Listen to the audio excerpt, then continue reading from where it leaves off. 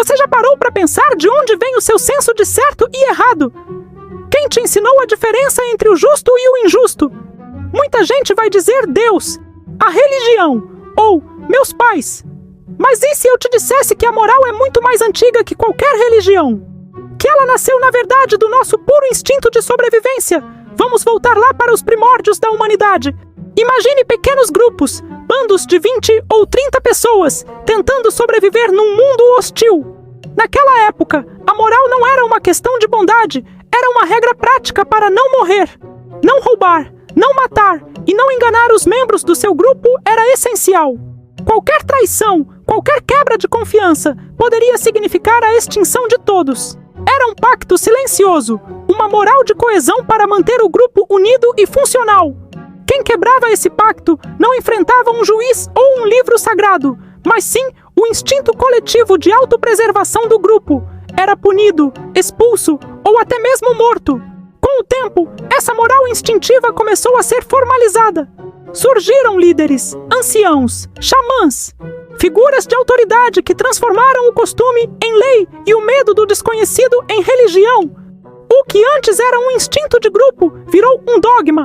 A vontade do clã, de repente, se tornou a vontade dos deuses. E foi assim que a moral, que nasceu da necessidade de união, começou a ser usada também como uma ferramenta de poder e controle.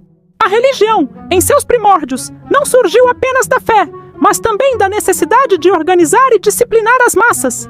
Mas a humanidade continuou evoluindo.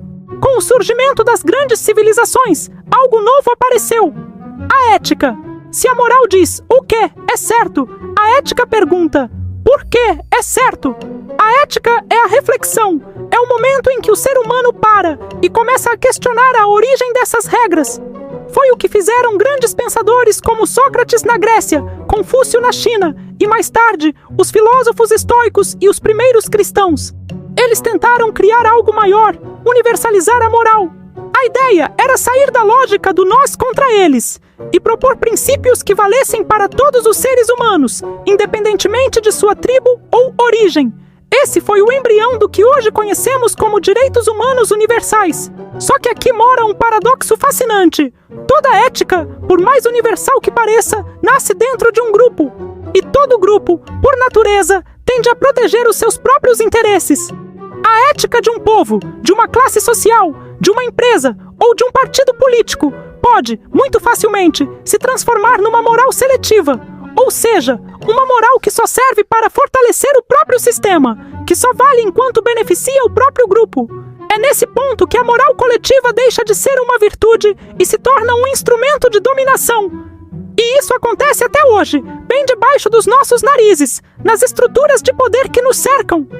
Pense nas grandes corporações, nos partidos políticos, nas alianças de bastidores. O que muitas vezes vale ali não é um princípio ético universal, mas a lealdade ao grupo, as redes de contatos, os lobbies, as trocas de favores.